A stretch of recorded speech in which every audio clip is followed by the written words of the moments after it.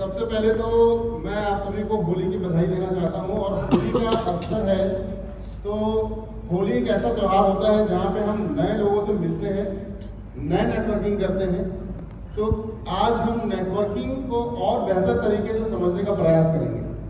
तो मैं आप लोगों को बताना चाहता हूँ कि your network is your network.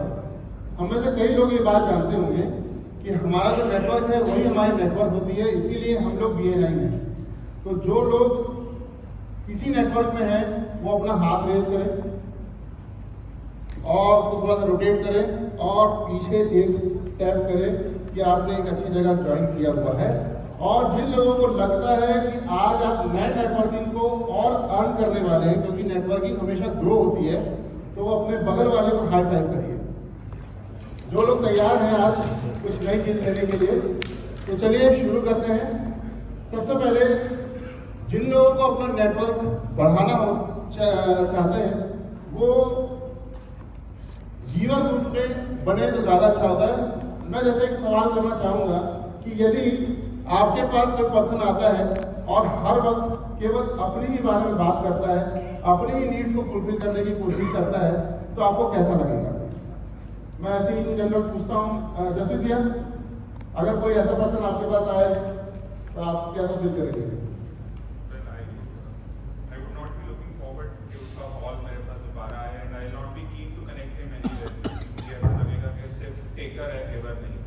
Right. अगर आप नेटवर्किंग करना चाहते हैं तो आपको हमेशा गिवर मोड में होना चाहिए। The secret to great networking is givers game. Next है कि अगर आप उनसे मिल रहे हैं तो आप हमेशा अपने बारे में मत करिए कि मुझे क्या बिजनेस मिलेगा, भैया कहीं कनेक्ट करा दीजिए, मुझे कुछ मेरे लिए हेल्प कर दीजिए। इसकी जगह होना चाहिए how can I add value to your business. आप उसके लिए कैसे कनेक्शन डेवलप कर सकते हैं, उसके बिजनेस में कैसे हेल्प कर सकते हैं। यदि आप उस माइंडसेट से लोगों से मिलेंगे तो डेफिनेटली आपका नेटवर्क बेटर बनेगा।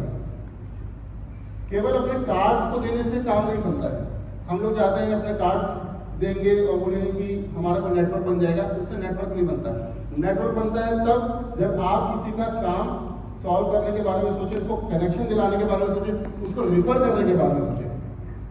नेक्स्ट पॉइंट है बिल्ड जेन्युइन रिलेशनशिप। हम नेटवर्किंग में अगर रिलेशनशिप डेवलप करेंगे तभी हमारा नेटवर्क बनता है। तो मैं जानना चाहूँगा कि यदि कोई पर्सन है जो बेफालतू की चीज़ें कनेक्ट कर रहा है आपके साथ और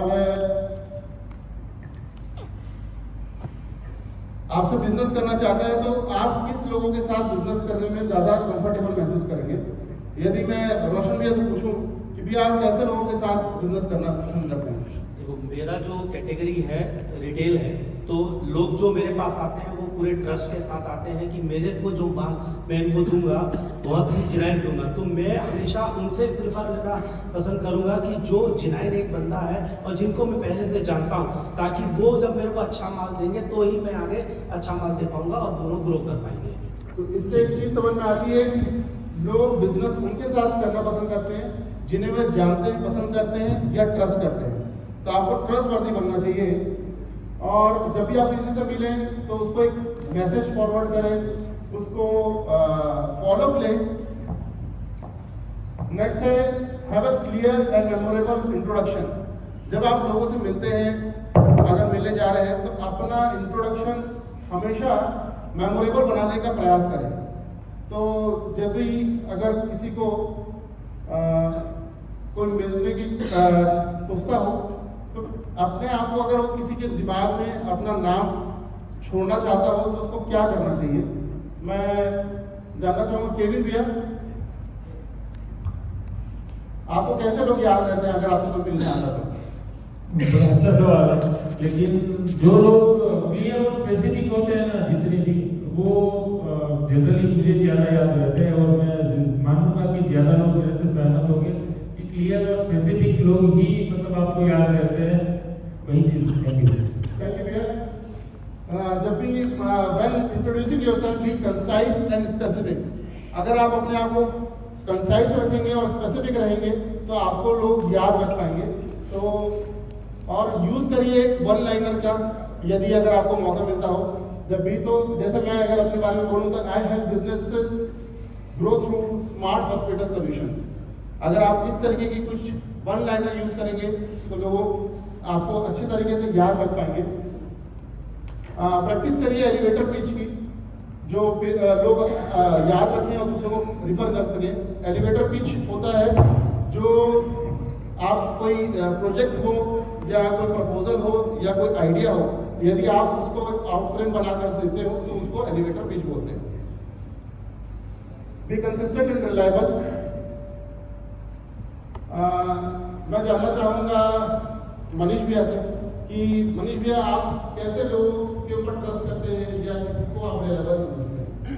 देखिए BNI में मुझे ऐसा लगता है कि जो मेंबर्स यहाँ पर रेगुलर आता है, रेगुलर लोगों से मिलता है और उसकी कमिटमेंट की वैल्यूज है irrespective to the size of the business they are getting, अगर वो अपने कलीग मेंबर का जो रेफरल मिलता है उसे उसकी अगर वैल्यू वो कर रहा है और उसको फुलफिल कर रहा है, उसकी कमिटमेंट्स की वैल्यू कर रहा है, तो मुझे लगता है कि वो एक ट्रस्टवर्दी और रिलायबल पार्टनर है। थैंक यू मनीष भैया।